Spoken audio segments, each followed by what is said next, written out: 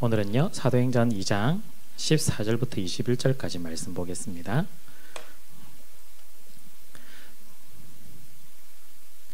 사도행전 2장 14절부터 21절까지 말씀. 네, 한 절씩 읽고요. 마지막은 함께 읽겠습니다. 베드로가 11 사도와 함께 서서 소리를 높여 이르되 유대인들과 예루살렘에 사는 모든 사람들아, 이를 너희로 알게 한 것이니 내 말에 귀를 기울이라. 때가 제3시니 너희의 생각과 같이 이 사람들이 취한 것이 아니라 이는 곧 선지자 요엘을 통하여 말씀하신 것이니 일렀으되, 하나님이 말씀하시기를 말세 내가 내 영을 모든 육체에 부어주리니 너희 자녀들은 예언할 것이요 너희 젊은이들은 환상을 보고 너희 늙은이들은 꿈을 꾸리라. 그때 내가 내 영을 내 남종과 여종들에게 부어주리니 그들이 예언할 것이요 또 내가 위로 하늘에서는 기사를, 아래로 땅에서는 징조를 베풀리니 곧 피와 불과 연기로다. 주의 크고 영화로운 날이 이르기 전에 해가 변하여 어두워지고 달이 변하여 피가 되리라. 누구든지 주의 이름을 부르는 자는 구원을 받으리라 하였느니라. 아멘. 네, 한국 갤럽에서요 2021년 한국인의 종교 현황을 조사를 했는데 5년 단위로 조사를 하고 있었는데요. 그 당시에 한 3년 전인데요, 기독교가 대략 한 17% 정도 차지했다라고 조사에서는 나왔고요. 근데 또한 비종교인에게, 비기독교인이 아니고 비종교인이에요. 비종교인에게 가장 호감이 가는 종교를 선택해달라고 요청했을 때 기독교를 선택한 사람이 6% 정도라고 그때 조사 결과가 나왔습니다. 한국갤럽에서는 84년부터 조사를 했다라고 하더라고요. 5년 단위로 조사를 하고 있는데요. 계속해서 떨어지고 있죠. 비종교인들 중에 과거에 종교가 있었다면, 예전에 종교를 가졌냐면 어떤 종교를 가졌냐라고 물어보니까 비종교인들 중에 기독교를 선택한 사람이 52%였습니다. 즉 어릴 때 예전에 52%가 기독교였다는 거죠. 그래서 방금 말씀드린 거를 좀 합쳐서 해석하기는 좀 그렇긴 하지만, 그래도 우리가 좀 쉽게 이야기하기 위해서 비종교인들이 만약 100여 명이 있다면 그 중에 52명이 예전에는 교회를 좀 다녔었는데 지금은 다니지 않고 있고요. 그럼에도 다시 한 번 더 종교를 선택해 볼 수 있겠냐고 물어본다면 그 호감을 선택한 사람이 그 중에 6명만이 기독교를 선택했다라는 거예요. 즉 52명이 예전에 기독교, 즉 교회를 다니다가 이제는 교회를 다니지 않지만 다시금 교회를 선택한다면 6명만 선택한다는 이야기입니다. 처음에 기독교가 17% 이런 말씀을 드렸거든요. 이것도 물론 교계에서 이 계산으로 자꾸 이야기를 하는데 17%를 단순 계산은 5천만 명이라고 하면 850만 명 정도예요. 저는 믿진 않지만 850만 명 정도라고 그냥 추측을 해보는 겁니다. 그런데 우리가 생각하기에 기독교에 대한 호감이 올라가고 있을까? 방금 조사처럼 계속해서 떨어지고 있어요. 왜 예전이나 지금이나 딱히 달라지는 게 없을까? 특히 오늘 본문의 내용을 따라 본다면 모두가 주님이라고 부르는데 왜 뭔가 달라지는 것은 없을까라는 질문입니다. 시작은요 구원에 대한 오해로부터 좀 시작이 되고 있어요. 사도행전 2장 21절, 누구든지 주의 이름을 부르는 자는 구원을 받으리라. 예수님의 이름을 부르면 구원을 받는다라고 부르죠. 그런데 왜 부르는지 아무것도 알지 못한 채 그냥 부르고 있습니다. 어쩌면 의미 없이 그냥 부르기도 하고요. 또 어쩌면 부르기는 하는데 내 생각에 따라서 상상하고 만들어낸 방식으로 그 예수님을 부르고 있을 수도 있어요. 즉 성경이 말하는 예수님이 아니라 내가 원하는 예수님을 부르고 있다라는 거죠. 그래서 그렇게 부르기만 하면 결론적으로 구원받는다, 예전 방식의 인식으로 한다면 천국 간다라고 생각을 했던 거예요. 이름 속에 담겨있는 의미, 그 의미를 부르지 않고 자기가 그려낸 예수님, 자기가 그려낸 인물로서 예수님을 믿고 있으니 이 믿음에 대한 오해가 생기고 있고요. 또한 구원에 대한 잘못된 이해도 계속해서 동반되어서 나오고 있는 겁니다. 그러다 보니 내가 잘 믿는 것 중요한데, 너무 잘 믿는 게 중요하죠. 왜냐하면 구원받아야 되니까, 왜냐하면 천국 가야 되니까 잘 믿는 건 중요한데요. 그런데 이상하죠. 잘 믿는데 교회 잘 다니는데 비종교인들이 우리를 보면 아무도 선택하지 않는다라는 거예요. 뭔가 문제가 있다라는 뜻입니다. 알고 보면 우리의 믿음, 뭘 믿는지가 처음부터 잘못 꼬여 있었다. 그리스도인이라고는 하지만 그리스도와 전혀 같지 않은 삶, 그리고 자기만 잘 믿으면 되니 이기적인 그런 신앙, 개인적인 태도, 또한 비종교인들도요, 이제는 기독교 많이 알아요. 알잖아요, 옆에 있는 사람들. 예전 70년대, 80년대 여러분 어머니, 아버지 세대 때, 그때는요, 기독교에 대해서 잘 모르는 경우가 너무 많았기 때문에 복음을 전하고 하면은 쉽게 잘 받아들일 수 있었습니다. 그런데 이제는 잘 알아요, 기독교가 어떤 종교인지. 그런데 본인이 생각해도 이런 종교인데 저 사람들은 교회 다닌다고 하는데 전혀 동일하지가 않은 거죠.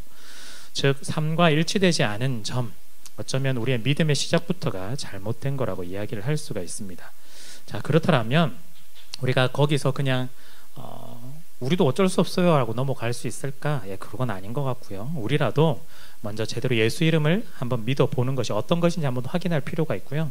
또한 예수님의 이름을 부른다는 것이 어떤 의미로 우리 가운데 오고 있는지를 한번 좀 점검하고 확인해 볼 필요가 있습니다.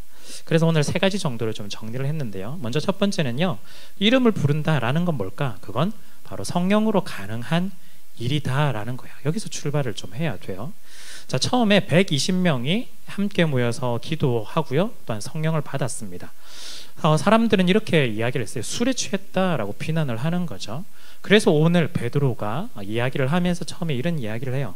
지금이 제3시다, 그 방식의 시간인데요, 우리식으로 말하면 오전 9시다라고 이야기해요. 오전 9시인데 이 사람들이 술에 취해 있는 사람들이 아니다라고 말하면서 구약 성경에 있는 요엘서에 있는 그 이야기를 가져와서 설명을 하고 있어요.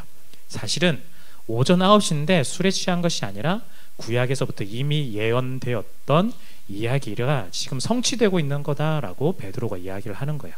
다시 한번 구절을 볼까요? 17절에서 21절입니다. 하나님이 말씀하시기를 말세에 내가 내 영을 모든 육체에 부어 주리니 너의 자녀들은 예언할 것이요 젊은이들은 환상을 보고 늙은이들은 꿈을 꾸리라. 그때에 내가 내 영을 남종과 여종에게 부어주리니 그들이 예언할 것이요 또 내가 위로 하늘에서는 기사를 아래로 땅에서는 징조를 베풀리니 그게 뭐냐? 곧 피와 불과 연기로다. 주의 크고 영화로운 날이 이르기 전에 해가 변하여 어두워지고 달이 변하여 피가 되리라. 누구든지 주의 이름을 부르는 자는 구원을 받으리라. 자, 우리가 이 구절을 보면요, 예언하고 꿈을 꾸는 것, 그렇게 계속해서 이해를 하고 있는데요. 맞습니다. 하는데 왜 그렇게 되었는지 그 상황이 조금 더 이해할 필요가 있고 또 중요하다고 할 수 있어요. 예언하고 꿈을 꾸었던 그렇게 된 계기, 그 상황이 뭘까? 바로 이 여기에서 설명하고 있는 날인데 어떤 날이냐면 피와 불과 연기가 있는 날, 그리고 영화로운 날이 이르기 전, 이게 무슨 말이냐면 즉 예수님이 재림하시는 그날입니다. 즉 예수님이 재림하시는 그날 이전에 해가 변하여 어두워지고 달이 변해서 피가 되는 거죠. 이게 좀 복잡하게 설명되어 있는데요, 이게 약간 비유적으로 약간 묘사적으로 이렇게 되어 있어서 그래요. 한마디로 예수님께서 다시 오시는 그날, 재림하시는 날은요, 재림하시는 날은 심판의 날이라고 할 수 있어요. 지금 심판의 그 분위기를 지금 표현하고 있는 거예요. 심판의 분위기. 그래서 환란이 닥치는 날, 굉장히 어렵고 힘든 그 순간, 고통의 날, 그때 어떻게 되느냐? 어려움이 가득하다 할지라도 마지막 주님의 이름을 부르는 사람은, 그럼에도 주님의 이름을 부르는 사람은 구원을 얻을 것이다 라는 것이 사실은 이 내용이에요. 다시 한 번만 설명드리면요, 묘사가 막 이렇게 되어 있는데 마지막 날에는 굉장히 환란이 임할 것이고, 그래서 때로는 예언도 하고 때로는 어떤 놀라운 이적들도 일어나고, 또한 해가 달이 다 변하여서 평상시 일어나는 일들이 다 아니라 굉장히 이상한 일들이 많이 일어나는 듯해 보이는데 알고 보면 그것이 예수님이 오는 그날, 재림의 날, 심판의 날인데, 그때 우리가 무엇을 바라보고 선택을 해야 되느냐? 그 어려운 순간에서도, 하나님을 선택할 수 없는 순간에서도 하나님을 선택해서 주님의 이름을 부르는 사람에게는 구원이 허락된다라는 내용이 이 내용이다라는 거예요. 자, 그런데 주님의 이름을 부른다라고 했을 때 이것이 그냥 우리 마음대로 불러지느냐, 그것이 아니라 오늘 성령과 연관되어서 나온 이유가 여기에 있습니다. 바로 주님의 이름을 부르는 건 성령을 통해서만 부를 수 있기 때문에 지금 이 구절을 이야기를 하고 있는 거예요. 자, 지금 이야기를 누가 하고 있을까요? 지금 베드로가 하고 있어요. 베드로가 지금 이 설교를 하고 있는데요, 베드로가 이런 경험이 있었어요. 마태복음 16장에 가면요, 이렇게 이야기해요. 시몬 베드로가 대답하여 이르되 주는 그리스도시요 살아계신 하나님의 아들이시니이다, 이렇게 대답했죠. 예수께서 대답하여 이르시되 뭐라고 하시냐면, 바요나 시몬아 네가 복이 있도다. 이를 네게 알게 한 사람 아니는 혈육이 아니요, 즉 네가 알아서, 네가 똑똑해서 안 게 아니다. 어떻게 알게 했느냐? 하늘에 계신 내 아버지께서 네가 이런 걸 알 수 있도록, 대답할 수 있도록 해주셨다라고 하는 겁니다. 즉 예수님이 주님이시다, 예수님이 그리스도다라고 말하는 게 그냥 우리가 말한다고 말하는 게 아니다라는 뜻이에요. 하나님께서 하지 않으시면 우리가 이 고백이 불가능하다, 분명하게 이야기를 하시죠. 고린도전서 12장 가면 이렇게 이야기해요. 그러므로 내가 너희에게 알리노니 하나님의 영으로, 성령이죠, 성령으로 말하는 자는 누구든지 예수를 저주할 자라 하지 아니하고 또 성령으로 아니하고서는 누구든지 예수를 주시라 할 수 없느니라. 부정으로 표현이 되어 있는데요, 다시 바꿔보면요, 누구든지 성령을 통해서만이 예수를 주님이라고 고백할 수 있다. 성령을 통해서 예수님께 나아갈 때, 예수님이 고백할 때 저주하지 않고 오직 예수님만이 나의 주님입니다 라고 고백할 수 있다. 뭘 통해서? 성령으로만 할 수가 있다라는 거예요. 여러분, 여러분들께서요 사실 예수님의 이름을 부른다라고 하고요, 주님 이렇게 말하고 예수님 뭐 여러 가지로 부르는데 이것이 여러분들이 그냥 뭐 내가 그냥 하고 싶으니까 불러라고 할 수 있을까? 사실은 여러분들께서 부르는 게 여러분들 가운데 계신 성령님이 계시기 때문에 이렇게 부를 수가 있는 거예요. 우리는 이렇게 생각할 거예요. 때로는 믿음이 좀 약하거나 없다고 생각하는 거죠. 그런데 그래서 내가 이렇게 부르는 게 가능할까라고 질문을 하는데, 사실 우리 안에서 이 예수님의 이름을 부르는 건 우리의 상황, 우리의 상태, 우리의 어떤 마음가짐과 상관없이 우리 안에 계신 성령님께서 하게 하신다라는 거예요. 나 스스로를 보면 여전히 이번 주에도 말씀 안 읽고 기도도 안 하고 큐티도 안 하고 이번 주에 예배도 빠지고 했는데, 그런 걸 보면 나는 성령이 없어, 내가 주님이라고 어떻게 부를 수가 있을까라고 생각하겠지만, 물론 잘 해야 되겠죠. 해야 되겠지만 그것 때문에 성령이 오지 않고 잘해야만 오고 그런 게 아니다라는 거예요.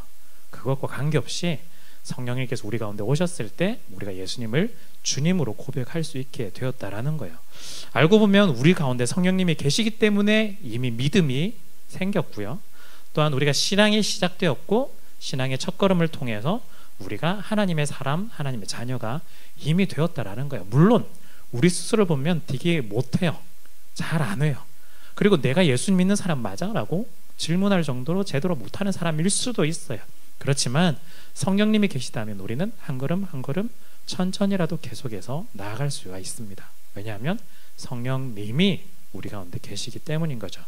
그렇기 때문에요, 여러분들의 시선으로 믿음의 여부라든지 성령의 여부를 그냥 단순하게 판단하지 마시고 여러분들 가운데 계시다라는 하나님의 약속을 믿고 여러분들이 나가셨으면 좋겠습니다. 지금도 말 없이 말 좀 해주시면 좋겠는데, 하나님이 좀 응답도 해주시고 좀 표현도 좀 잘해주셨으면 좋겠는데 좀 그런 게 좀 안 느껴지잖아요. 근데 좀 조용히 좀 하시는 것 같아요. 조용히 말 없이 여러분들의 인생 가운데서 여러분들이 예수님의 이름을 부를 수 있도록, 그리고 진심으로 고백할 수 있도록 성령님께서 여러분들을 인도해 주십니다. 내가 여기에 있는 것, 여러분들이 여기에 있는 거에 억지로 그냥 끌려와서 왔다? 어쩔 수 없이 왔다? 그럴 분도 있을 수도 있겠지만 사실은 이것 또한 하나님의 은혜고요, 또한 내가 부족하고 의심이 많아서 또한 내가 잘 믿어지지 않아요 라고 말은 하지만, 그럼에도 이렇게 왔다 갔다 하면서 우리 안에서 성령님이 계시기에 우리가 그 흔적조차 시작할 수가 있는 겁니다. 때로는 어떤 사람은 처음부터 너무 잘 믿어요 하는 사람이 있는 반면, 때로는 어떤 사람은 처음에 그래도 잘 모르겠어요, 이해가 안 돼요, 잘 안 믿어져요 하면서 천천히 걸어 나가는 사람들이 있습니다. 여러분, 여러분들의 스스로를 보시고 여러분들이 판단하지 마시고 내 안에 성령님이 계시기 때문에 그래도 내가 여기서 예배를 드리고 있고, 그래도 내가 예수님의 이름을 부르려고 하고 있고, 그래도 내가 예수님을 주님이라고 고백하려고 노력하고 있구나를 여러분들이 발견해 보셨으면 좋겠습니다. 여러분들이 고백한 것이 아니라 성령님께서 여러분들을 예수님 앞으로 또한 예수님의 이름을 부를 수 있도록 하신다. 그래서 믿음이 약해 보이지만 하고 계신다라는 걸 여러분들이 믿고 나아가셨으면 좋겠습니다. 자, 두 번째는요, 이름을 부른다는 게 뭐냐면, 이름을 부른다는 거, 이름을 믿는다라는 거예요. 이름을 부른다라는 말은 이름을 믿는다라는 겁니다. 이건 방금 말씀드렸던 성령께서 하게 하신다라는 것과 연관이 좀 되는데요, 좀 더 정확하게 말하는 건요, 이름을 부른다라고 할 때 그냥 소리 내서 부른다 이게 아니라, 이거는요 정확하게는 이름을 믿는다예요. 주님의 이름을 부르는 사람이 즉 주님의 이름을 믿는 사람이라고 이야기할 수 있습니다. 이름에는요 그 존재의 성격, 성향, 말, 행동, 사상 모든 것이 다 반영이 돼요. 이렇게 생각해 보시면 돼요. 처음에 그 사람, 여러분들이 관계 속에서 사람들을 만날 때 이름은 잘 모르고 그 사람의 얼굴 뭐 이런 것들을 여러분들이 보셨을 때 바로 오지 않지만 나중에 이름을 알고 나면 그래 그 사람 성향은 뭐야, 그래 그 사람 MBTI는 뭐야 라고 하면서 여러분들이 명확하게 표현해내기 시작해요. 그게 사실은 이름 속에 감춰져 있는 약간 힘이 있거든요. 사실은 그 이름 가운데 그 사람의 모습, 성향, 취향, 말, 행동, 사상 모든 것들이 사실은 이름을 통해서 우리 가운데 오게 되고 이름을 통해서 드러나게 될 수가 있어요. 사람도 사실은 우리가 설명할 때 그 사람의 한 성향을 하나로 표현을 잘 못하잖아요. 우리가 MBTI 참 좋아하셔가지고 16가지 중에 하나로 표현은 하지만 사실은 그 16가지 중에 하나로 그 사람 모든 걸 다 설명할 수 없잖아요. 그래서 나름대로 더 거기 분석에서는 더 강한 것도 있고 약한 것도 있고 나름대로 해보려고 하는데 모두가 같지 않거든요. 그런데 만약에 하나님이시라면 하나님은 우리보다, 피조물인 우리보다 훨씬 더 크신 창조주이신데 그 하나님이 자신의 이름을 하나로만 설명할 수 있을까? 사실은 거의 불가능할 거예요. 특히 우리가 하나님을 이해하는 입장에서는 하나로는 더 오해할 가능성이 훨씬 더 높은 거죠. 왜 하나님은 성경에서 여러 가지로 표현을 해내실까? 여러 가지 이름들을 지난번 많이 이야기를 했었는데요. 하나님, 여호와, 뭐 임마누엘, 뭐 이런 거, 여호와 이레, 여호와 니시, 그 말고도 훨씬 더 많죠. 엄청나게 많은 이름들을 우리 가운데 가르쳐 주시는데 왜일까? 사실은 하나님의 그 한 이름 가지고 하나님 전체를 다 설명할 수 없기 때문에 우리에게 수만 가지 이름으로 우리 가운데 표현을 해내시는 겁니다. 그리고 우리 또한 굉장히 편협한 존재들이고 인간이기 때문에 하나님이 보여주신 수만 가지 이름들 중에 그 모든 것이 나에게 와닿지 않을 때가 있어요. 내가 힘들고 어려울 때 와닿는 그 이름들이 있고요, 내가 믿음으로 고백할 때 와닿는 그 이름들이 있거든요. 그래서 하나님이 어쩌면 우리에게 가장 적합한 이름들로 우리 가운데 찾아오시는 것 같습니다. 오늘 예수님도 마찬가지예요. 예수님의 이름이 그냥 예수라는 이름으로 끝나지 않아요. 우리 지난주에 우리 담임 목사님을 통해서 우리 그리스도라는 부분을 봤는데요, 사실은 그 사도신경에서 표현할 때 독생자, 이 그리스도, 주, 오늘은 주라는 단어를 가지고 좀 표현을 하셨는데요, 예수님께서 하신 그 이름 가운데 여러 가지 표현법의 의미가 있습니다. 예수라는 이름 속에서는요, 여러분들이 예수님이 하신 사역 또한 예수님의 십자가와 부활이 여기에 담겨 있어요. 너무 중요합니다. 이거는 꼭 기억하셨으면 좋겠어요. 예수란 이름 속에 뭐가 있느냐? 예수님의 사역이 담겨 있어요. 사역이 뭘까요? 예수님께서 하신 일이거든요. 십자가와 부활입니다. 물론 많은 것들을 하셨지만 단 두 가지로 압축해 본다면 십자가와 부활을, 그 일들을 하셨죠. 그래서 예수님의 이름을 부른다라는 걸 다시 한번 말씀드리지만 예수님의 이름을 믿는 거죠. 뭘 믿을까요? 예수님께서 우리를 위해서 십자가에서 죽으시고 우리와 함께 다시 산 거, 부활, 그걸 믿는다라는 거예요. 그냥 예수님 하면은 그냥 천국 간다 그런 말이 아니라 예수님의 이름을 부른다라는 건 예수님의 이름을 믿는 것인데 그 이름 속에는 예수님의 사역이 담겨 있고 그 사역이 뭐냐? 십자가와 부활. 즉 쉽게 말하면 내가 예수님의 이름을 부른다는 건 예수님께서 나를 위해서 십자가에서 죽어 주신 것을 믿는 것이고 예수님이 나와 함께 다시 살아난 부활을 믿는 것이 예수님의 이름을 믿는 것, 예수님의 이름을 부르는 것이다 라고 말할 수가 있습니다. 그래서 로마서 10장요 가면 이렇게 되어 있어요. 누구든지 주의 이름을 부르는 자는 구원을 받으리라. 그런즉 그들이 믿지 아니한 자를 어찌 부르리요? 듣지도 못한 이를 어찌 믿으리요? 전파하는 자가 어찌 들으리요? 로마서에서 주님의 이름을 부르면 구원을 받는다라고 다시 등장하죠. 똑같은 내용이죠. 주님의 이름을 부르면 구원을 받는다. 그런데 부연 설명이 있죠. 그런즉 그들이 믿지 아니하는 이를 어떻게 부르냐? 믿어야만 부를 수가 있다. 즉 부른다는 말은 곧 믿음인데요. 어떻게 해요? 우리 첫 번째 기억하시나요? 성령을 통해서만 예수님을 믿게 되고 예수님을 한마디로 부르게 된다는 거예요. 부른다는 말과 믿는다는 말이 동일합니다. 이제는 조금 더 선명해지죠. 예수님의 이름을 그냥 부르는 것이 아니라 성령을 통해서 믿게 될 때 성령님이 우리 예수님의 이름을 부르는 거예요. 성령님이 우리가 예수님을 믿을 수 있도록 만들어 주신다라는 겁니다. 그렇기 때문에요, 여러분들 오해 안 하셨으면 좋겠습니다. 꼭 소리를 내야만, 예수님이라고 불러야만 우리가 예수님을 믿느냐? 아니라는 거예요. 부른다는 건 표현 방식이에요. 믿는다는 겁니다. 우리가 믿게 만드시는 성령님, 우리가 믿어야만 우리가 구원을 얻는다라는 거예요. 그렇기 때문에 우리가 이렇게 단순하게 질문해 볼 수 있어요. 때로는 말을 못 하시는 분들이 계시죠. 그런데 주님의 이름을 부르는 자, 그냥 문자적으로만 보면 부르지 못하는데 어떻게 구원을 받을까? 이게 오해인 거예요. 그냥 문자적으로 보기 때문입니다. 사실은 예수님을 믿는 사람들, 예수님의 이름을 믿는 사람에게 구원을 주시기 때문에 말씀을 하지 못하신다 할지라도, 소리를 내지 못한다 할지라도 표현을 충분히 해낼 수 있죠. 그분은 글도 쓸 수 있잖아요. 그리고 자신의 마음의 고백으로도 충분히 예수님의 이름을 부를 수가 있습니다. 때로는요, 지체장애이신 분들, 좀 몸이 불편하신 분들은 어떨까요? 성령님께서 예수님의 이름을 부른다고 하셨죠. 성령님께서 내가 믿을 수 있도록 만들어 주시는 거예요. 성령님께서 하시는 거예요. 가능합니다. 어려서 말을 못하는 아이들 어떻게 할까요? 어려서 말을 못하는 아이들, 때로는 처음에는 예수님을 믿지 않다가 연세가 이제 많이 들었는데 이제는 거의 표현이 불가능하고 때로는 병실에 누워 계시는 분도 계실 거예요. 어르신들 어떻게 할까요? 예수님 믿겠다 소리 못 내니까 못 믿는 건가요? 아니라는 거예요. 성령님께서 우리 마음 가운데 오셔서 우리가 믿음을 고백할 수 있도록 만들어 주시는 거예요. 꼭 소리로만 내야 되느냐? 아니라는 거예요. 우리의 영혼이 반응하도록 만들어 주시는 겁니다. 우리의 영혼이 반응하도록 만들어 주신다는 거예요.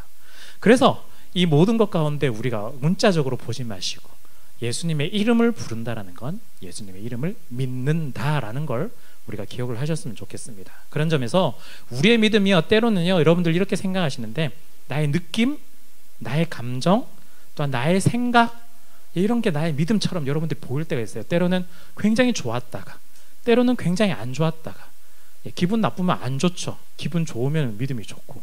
이 믿음이 여러분들의 기분에 따라서 왔다 갔다 하는 게 믿음인가요? 아니라는 거예요. 믿음은요, 나의 느낌, 감정, 생각과 관련이 없습니다. 관련이 없어요. 어쩌면요, 그건요, 핵심적인 것이 아니라 그냥 부차적인 거예요. 부차적인 거예요. 물론 우리가 신앙생활을 기쁘게 하면 기쁨이 와요. 때로는 슬플 때도 있죠. 그런데 그게 먼저 앞서는 것이 아니라 그 뒤에 따라 나온다라는 거죠. 처음 앞서는 건 뭘까요? 성령님께서 우리의 믿음을 인도하신다. 내가 아니라고 해도, 내가 때로는 도망친다 할지라도 성령님께서는 나에게 찾아오셔 나를 주님이라고 예수님을 부르게 하신다라는 거예요. 여러분들 가운데 때로는 의심이 많은 분들이 있을 거고요, 때로는 믿음이 약하다고 스스로 생각하는 분들도 있을 거예요. 성령님께서는 그럼에도 불구하고 여러분들을 찾아가셔서 여러분들이 예수님을 주님으로 부를 수 있도록 만들어 주십니다. 자, 그렇기 때문에요, 부른다라는 것, 믿는다라는 점에서 우리가 다시 한번 더 여러분들이 잘 아는 이 구절을 한번 떠올려 보시면 좋겠는데요. 요한복음 1장 12절입니다. 영접하는 자, 곧 그 이름을 믿는 자에게는 하나님의 자녀가 되는 권세를 주셨으니 이는 혈통으로나 육정으로나 사람의 뜻으로 나지 아니하고 오직 하나님께로부터 난 자들이니라. 영접하는다, 웰컴해요, 받아들이는 거예요. 어떻게 하면 예수님을 받아들일까요? 예수님의 이름을 믿는 거예요. 아주 분명하죠. 예수님 믿어요 할 때 그냥 어떤 특별한 이상한 존재가 아니라 예수님의 이름을 부르는 자들, 예수님의 이름을 믿는 자들이에요. 그 이름의 뜻이 안에 뭐가 담겨 있을까요? 우리를 위해 사역해 주신, 십자가에서 죽으신, 다시 부활하신, 우리의 죄를 때문에, 그것 때문에 오신 그 예수님을 믿는 사람들에게, 그걸 믿는 것이 웰컴입니다. 환영하는 것, 영접하는 거예요. 그런 사람들이 곧 하나님의 자녀가 됩니다. 그런데 이게 우리 마음대로 됐냐? 그게 아니라는 거예요. 혈통으로나 육정으로나 사람의 뜻으로, 즉 우리가 가진 것으로 된 것이 아니다. 하나님께로부터 난 자들, 성령으로만 가능한 일들이다. 그래서 여러분들이 내가 별로 의미 없이 고백하는 것 같지만 그래도 내가 예수님을 부르고 있고, 또한 여기서 예배를 드리려고 하고 있고, 그래도 내가 매너리즘에 좀 빠져는 있지만, 그래서 또한 내가 어릴 때부터 유아 세례 받고 계속해서 교회를 어쩔 수 없이 다니고는 있지만, 사실은 알고 보면 우리 가운데 성령님이 오셔서 나를 계속해서 인도해 내고 계셨다라는 걸 여러분들이 기억을 하셔야 됩니다. 여러분들, 성령님께서 우리 가운데 인도하십니다. 그런데 한 가지 더 기억해 주실 건요, 성령님께서 하신다고 하니까 난 아무것도 안 해도 되는 거 없다, 이렇게 생각할 수도 있는데 아닙니다. 오히려 반대예요. 더 많이 하셔야 돼요. 더 열심히 이제부터는 좀 하셔야 돼요. 그냥 예수님이 불려지니 그냥 부르면 되는 거다, 그게 아니라 이제 예수님을 나의 주님으로 이제 고백하기 시작하셨다면, 여러분들이 우리에게 믿음을 주셨던 그 하나님을 따라서 우리가 그 믿음을 더 다져 나가야 될 책임과 의무가 이제는 우리 가운데 주어졌다라는 거야. 우리 안에 계시는 성령님, 근심하지 말라, 근심하게 하지 말라, 이렇게 이야기하잖아요. 노력해야 돼요. 성령님이 근심하지 않을 수 있도록 노력하게 만들어야 됩니다. 예수님을 부른다고 할 때 내가 만들어내고 상상한 예수님, 이런 예수님이었으면 더 좋겠어, 나한테 선물 잘 주고 내가 하는 기도응답 모든 걸 다 잘 되는 그런 예수님이었으면 좋겠어. 그건 우리 생각이라는 거예요. 나를 위해 십자가에서 죽으시고 부활하신 예수님을 제대로 믿어서 더 단단한 믿음이 될 수 있도록 우리가 만들어야 한다는 거예요. 성령님을 통해서 우리가 예수님을 믿고 부르게 되었다면, 이제 하나님의 자녀가 되었다면 자녀답게, 백성답게 이제는 살아갈 의무가 우리 가운데 주어졌다라는 겁니다. 그렇기 때문에 여러분, 성령을 통해서 우리가 예수님을 믿게 되었다라고 말은 하지만, 이제부터 그 사실들을 알게 되었다면 할 일들이 훨씬 더 좀 많아져요. 더 열심히 믿음을 다져야 되고요, 더 부지런히 우리가 믿음이 흔들리지 않도록 점검하고 살펴볼 필요가 있다라는 거예요. 사실은 생각보다 예수 믿고 나면 숙제가 훨씬 더 좀 많아져요. 그냥 단순히 기도 몇 분, 성경 몇 장이 그 얘기 아니에요. 여러분들 이제 전 좀 아실 것 같은데 그 얘기 하는 거 아닙니다. 우리가 날마다 스스로를 살펴봐서 내가 얼마나 더 하나님의 자녀로 살아가려고 노력하고 있느냐, 내가 얼마나 하나님의 뜻을 이루기 위해서 살아가고 있느냐, 내가 지금까지는 내 마음대로 살아왔는데 예수님이 나의 주님입니다 라고 고백하는 순간 정말 예수님이 내 인생의 주인이 되어서 살아가도록 하고 있느냐, 내가 했던 말 그대로 하고 있느냐, 그 질문을 나에게 던지고 또한 우리의 삶 가운데 만들어 나가야 될 필요가 있다라는 거예요. 이를 위해서 우리가 모르면 안 되니까 말씀을 조금 더 공부하고 또한 하나님께 더욱더 기도하고 나아가는 거지, 그게 단지 의무로서 우리 가운데 주어진 게 아니라는 겁니다. 우리가 잘 할 수 있도록 우리 가운데 주셨던 도구다라는 거죠. 그렇기 때문에요, 여러분, 우리가 예수님을 믿을 때, 부를 때 제대로 믿었으면 좋겠습니다. 내가 상상한 예수님, 내가 원하는 예수님 말고요, 이름에 담겨있는 그대로 십자가에서 죽으시고 부활하신 그 예수님을 우리가 믿기를 원합니다. 그래서 하나님께서 우리에게 성령을 통해서 새롭게 하셨다는 것을 우리가 알았다면 우리 가운데 믿음의 씨앗을 뿌리고 또한 그 씨앗이 뿌리를 내릴 수 있도록, 그리고 그 씨앗에서 줄기가 나고 잎이 나고 꽃이 필 수 있도록 우리가 계속해서 햇볕도 쬐고 물도 주고 또한 비바람도 보호해주고, 그런 역할들을 통해서 우리의 믿음이 우리의 마음 가운데 잘 뿌리내리고 자라서 열매 맺을 수 있도록 우리가 노력을 더 기울여야 하겠습니다. 어떻게 하면 나는 믿음을 좀 더 단단하게 만들 수 있을까? 그 숙제입니다. 여러분들이 찾아내셔야 됩니다. 여러분들의 삶 가운데, 여러분들의 인생 가운데 그 문제들을 하나씩 하나씩 풀어나가시면서 답을 한번 찾아보셨으면 좋겠습니다. 자, 마지막 세 번째인데요, 이름을 부른다는 건 뭘까? 바로 세 번째는 그 이름대로 살아가는 것입니다. 이름대로 살아가는 것. 자, 요엘서에서요, 내 영을 부어준다 라고 말하는데요, 그래서 성령이 오셔서 부어졌죠. 성령이 부어졌습니다. 예수 이름을 부른다라는 건요, 나의 의지가 아니라 성령을 통해서 가능하다. 그래서 성령을 통해서 예수 이름을 믿게 되고 부르게 되었다는 걸 우리가 방금 확인을 했습니다. 자, 그런데 이 예수의 영, 성령이요, 제자들에게, 교회에게, 그리고 우리에게 지금도 임했다라는 게 어떤 의미로 우리 가운데 올까? 사실은요, 이 말은요, 예수 그리스도께서 지금껏 하시던 이 일들이 제자들에게, 그리고 예수 그리스도의 몸된 교회에게 예수님께서 하신 일이 그대로 주어졌다라는 것이 이름을 부른다는 것에 포함이 되어 있고, 성령을 받는다는 것에 포함이 되어 있습니다. 즉 예수님께서 하시던 일을 우리도 실행해 나가야 된다라는 뜻이에요. 즉 예수님께서 하시던 일이 뭘까요? 우리 지난 시간에 그리스도를 통해서 한번 살펴본 게 있었는데요, 제사장으로서의 역할, 선지자로서의 역할, 왕으로서의 역할이죠. 우리도 동일합니다. 제사장으로서 우리가 세상과 하나님 사이를 중재하는 그런 역할들을 우리가 계속해서 감당해야 되고요, 선지자로서 하나님의 말씀과 복음을 전하는 사람들이 되어야 되고요, 왕으로서 다시 한 번 더 세상을 다스리고 회복시킬 수 있는 역할이 예수님에게만 있는 것이 아니라 우리에게도 주어졌다라는 거예요. 예수님께서는요, 마지막에 기도를 하실 때 이렇게 기도를 하세요. 요한복음 17장에 아버지께서 나를 세상에 보내신 것 같이 나도 그들을 세상에 보내었습니다. 즉 예수님께서 세상에 오셨잖아요. 이 어두운 세상 가운데 오셔서 뭘 했을까요? 회복을 하시는 일을 하셨어요. 그리스도로서, 제사장, 선지자, 왕으로서의 역할들을 감당하셔서 이 세상을 회복하시는 거예요. 그런데 예수님이 짜잔 하고 끝을 낸 것이 아니라 이제 그 제자들에게, 동일하게 말하는데, 제자들도 세상에 보냄을 받는다라는 거예요. 제자들도 세상에 보내요. 즉 우리에게 적용하면 우리도 이제는 예수를 믿었는데, 성령을 받았는데, 우리도 세상에 나가는 사람들이 된다라는 거예요. 세상에 나가서 다시 한 번 더 회복하는 그리스도의 사역들을 하게 되는 거죠. 그런데 예수님께서 그냥 보내셨을까? 권세를 더해 주시는데요, 17장 22절에 내가 주신 영광을 내가 그들에게 주었사오니, 즉 예수님이 엄청난 영광을 받으셨는데 그 영광 또한 우리에게 주셨어요. 예수님은요, 우리를 세상에 보내시는데 그냥 너네 알아서 잘해봐 이게 아니라 예수님께서 받으신 능력, 영광, 권세, 모든 것들을 다 우리에게 부어주시면서 우리가 일들을 할 수 있도록 만들어 주신다라는 거예요. 자, 이를 통해서 예수님이 뭘 보여주고 싶어 했을까요?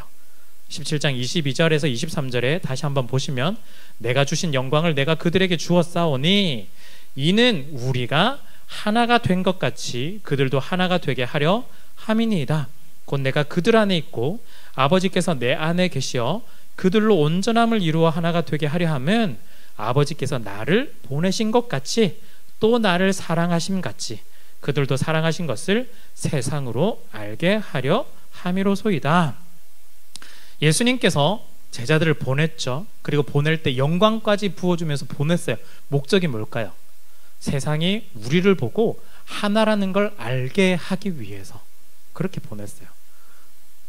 우리가 이걸 보통 그냥 전도, 선교 이렇게 이야기를 하는데요, 자꾸 전도, 선교만 이야기를 하다 보니 가서 막 복음 전하고 교회 데리고 오고 이것만 생각하는데요, 실제적으로 구체적으로 예수님께서 뭐라고 말씀하시냐면, 우리가 사랑하는 걸 그들도 알게 하는 것, 우리가 하나라는 걸 그들도 알게 하기 위해서 뭘 하냐면 우리를 세상 가운데 보낸다고 그래요.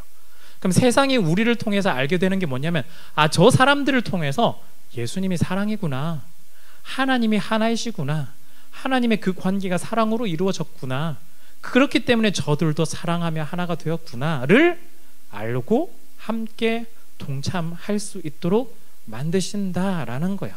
궁극적으로 보여주시고 싶은 건 하나됨과 사랑입니다. 하나님의 사랑. 여러분, 우리가 구원받았다면요, 더 이상 주님의 이름 부를 필요 없을까요?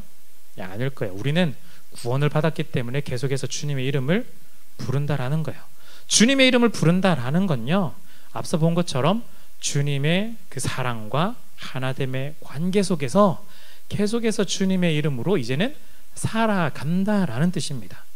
사랑과 하나됨의 관계 속에서 주님의 이름으로 살아가는 것이 진짜 주님의 이름을 믿는 것입니다.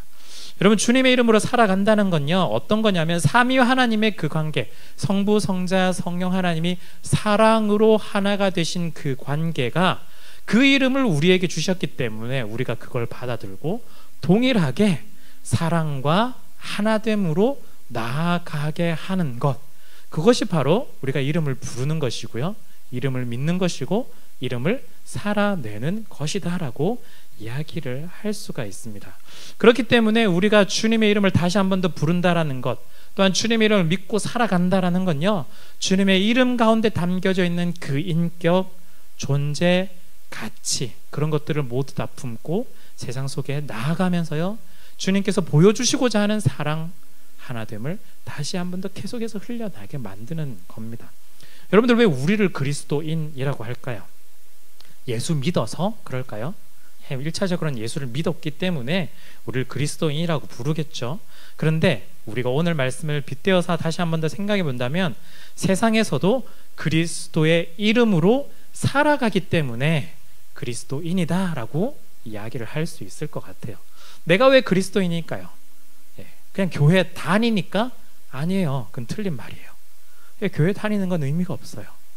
우리가 그리스도인이라 불리는 건 하나님께서 함께 해주신 그 사역들, 사랑과 하나됨, 그것이 우리 가운데 이름으로 주어졌는데, 이제는 우리가 그리스도라는 이름을 가지고 살아가기 때문에 그리스도인이라고 우리는 부를 수가 있습니다. 그렇기 때문에요, 이제는 우리에게 필요한 게 뭘까요? 그냥 입으로 예수님, 주님 이렇게 부르는 것, 그것만 필요할까? 그걸 좀 넘어서야 된다라는 거죠. 입으로 주님의 이름을 불러서 우리는 어쩌면 지금까지 구원만 누리려고 했을지도 몰라요. 주님이라고 불러서 구원 얻는 건 너무나 하고 싶었어요.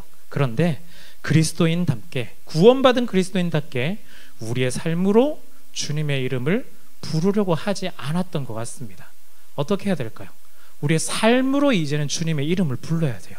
입으로 불렀다면 이걸 부르지 말라는 뜻이 아니라, 너무 극단적으로 이거 아니면 좀 이렇게 생각하지 마세요. 입으로도 불러야 되지만 그것만이 전부가 아니라 삶으로 주님의 이름을 불러야 돼요. 처음에 말씀드렸지만 왜 기독교 호감이 없을까요? 여러분들 직장생활 하시면서 친구들 만나면서, 물론 내가 교회 다닌다는 걸 아시는 분도 있겠지만 참 말하기가 부끄럽죠. 왜 부끄러울까요?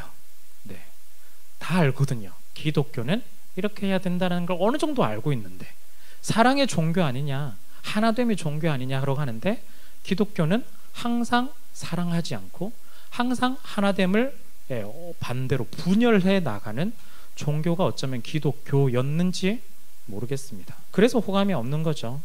여러분, 입으로만 주님의 이름을 불렀기 때문인 거예요. 내가 성령 받았어, 내가 예수 믿어, 내가 여기에 우리가 계속해서 머물러 있는 거예요. 세상은요, 우리가 입으로 주님의 이름을 부를 때 세상이 우리 가운데 돌아오는 것이 아니라 삶으로 주님의 이름을 부를 때 하나님 앞으로 돌아오게 됩니다. 우리가 서로 사랑할 때 그 모습을 보고 하나님이 사랑이라는 것을 알게 되고, 우리가 하나 될 때 그 모습을 보고 사람들이 우리가 하나님이 하나라는 것을 깨닫게 된다라는 거예요. 그러면서 이런 이야기 하시는 분도 있을 거예요. 그래도 복음 강하게 전해야 되는 거 아니냐? 네, 맞습니다. 복음 전해야 되죠. 열심히 전해야 돼요. 그런데 그동안 복음을 전하지 않아서도 문제였을 수도 있겠지만, 복음을 전한다고 했을 때, 전할 때 복음만 전하고 복음이 의미하고 있는 진짜 삶은 제대로 전하지 않았을 수도 있어요. 그렇기 때문에 우리가 그리스도라는 십자가는 열심히 전하고 있어요. 예수 천당 불신지어가면 열심히 전하는 수도 있어요. 그런데 그 십자가가 자꾸 높은 자리에서 이루어졌다고 자꾸 착각하고 있어요. 가장 낮은 자리에서 십자가가 이루어졌다는 걸 우리는 숨겨두고 있는 것 같습니다. 예수님이 가장 자리로 가셨는데, 우리도 그래서 그 십자가를 따른다는 건 그 십자가를 따라서 가장 낮은 자리로 가야만 하는데, 십자가만 강조하고 십자가가 있었던 가장 낮은 자리는 강조하고 있지 않은 것 같아요. 그래서 마치 십자군 전쟁하듯이 우리가 세상에 복음을 전한다고 했을 때 마치 십자가 높이 들고 막 쳐다보라고 하고, 이거 믿어야 된다고 그러고 계속해서 이렇게 이야기를 하는 것 같습니다. 마치 모든 사람한테 이걸 안 하면 무슨 굴복해야만 할 것 같은, 그렇게 강압적인 태도로 나가고 있는 거죠. 여러분, 예수님이 원하셨던 건요, 어쩌면 이거일 수도 있습니다. 물론 예수 그리스도를 모르는 사람에게 우리가 십자가를 보여줘야 되겠지만, 지금 오늘날 한국 사회에서 우리에게 좀 필요한, 지금 이 시점에서 필요한 건 뭐냐면 십자가를 꺼내 들고 사람들에게 자랑하는 게 아니라 십자가는 우리 마음에 새기고, 십자가는 우리의 마음에 새기고 삶으로 십자가의 삶을 드러내는 걸 어쩌면 지금 요청하고 있는지도 모르겠습니다. 즉 십자가가 좋다고 이야기만 하는 것이 아니라 우리가 정말 겸손과 섬김과 사랑과 헌신의 삶을 살아가는 거죠. 진짜 주님의 이름을 부르는 게 어떤 건지, 진짜 주님의 이름을 부른다는 게 주님을 믿는 것인데, 거기서 우리가 나아갈 때 주님의 이름을 살아내는 것을 우리 가운데 지금 요청하는 걸지도 모르겠습니다. 여러분, 우리가 예수를 믿는다고 할 때 내가 믿는 거 어떻게 증명할 수 있을까요? 어떻게 증명할 수 있을까요? 내가 믿는 거 어떻게 확인할 수 있을까요? 네, 결국 삶이에요. 열매입니다. 나의 믿음은요, 여러분들의 믿음은요, 여러분들의 삶으로 증명할 수 있습니다. 내가 입으로 고백한다고 다 증명이 될까? 네, 외식하는 사람들이 참 많죠. 저도 뭐 마찬가지겠지만 말로서는 정말 잘할 수 있습니다. 그런데 중요한 건 삶으로 드러낼 수 있느냐, 열매를 보여줄 수 있느냐가 훨씬 더 우리 가운데 중요한 숙제인 것 같아요. 예수님께서 그래서 우리 가운데 보여주셨죠. 왕으로 보여주신 것이 아니라 낮아지는 모습으로 겸손, 섬김, 사랑, 그 모습을 보여주셨어요. 그래서 내가 예수님 믿는다라고 한다면요, 예수님의 모습을 진짜 따라가는 거죠. 어떻게 따라갈까요? 낮아진 모습, 섬김의 모습, 사랑의 모습으로 따라가려고 노력해야 됩니다. 물론 쉽지 않습니다. 그래도 해야 됩니다. 주님의 이름을 부른다고 하는 우리가요, 이제 입으로만 부르지 않기를 원합니다. 삶으로 주님의 이름을 부르기를 원합니다. 여러분들의 삶에서 주님의 이름이 불려지기를 원합니다. 직장에서, 학교에서, 가정에서 여러분들의 삶을 한번 돌아보셨으면 좋겠고요. 때로는 자기 위주로 판단하고 또한 잣대를 되던 것들 좀 내려놓고요, 조금 더 겸손하게 더 낮아지고 섬김과 사랑으로 나아갔으면 좋겠습니다. 우리가 십자가 너무 중요하고 십자가를 자랑해야 되지만 십자가만 자랑하면서 나는 십자가를 따라가지 않는 삶, 그런 삶 버리시고 십자가 마음에 잘 새기시고 또한 십자가의 삶을 여러분들이 주님의 이름을 부르면서 나아가셨으면 좋겠습니다. 오늘의 이 말씀을 통해서요, 여러분들이 한 주간 살아갈 때 정말 나는 삶으로 주님의 이름을 부르고 있을까 한번 고민해 보시고 점검해 보셔서 내가 어떻게 삶으로 주님의 이름을 부를 수 있을까를 구체적으로 한번 확인해 보셨으면 좋겠습니다. 그래서 내가 신앙이 좋아야지, 믿음이 좋아야지 해서 단순히 오늘 성경 몇 장, 기도 몇 분 여기에 치중하지 마시고 진짜 그것이 내재화되어서 정말 체화되어서 내가 어떻게 하면 정말 진짜 그리스도로 살아갈 수 있을까를 고민해 보셨으면 좋겠습니다. 이번 한 주간도 여러분들 가운데 성령님의 함께하심과 인도하심이 가득하면서요, 정말 삶으로 주님의 이름을 부를 수 있기를 간절히 원합니다. 아멘.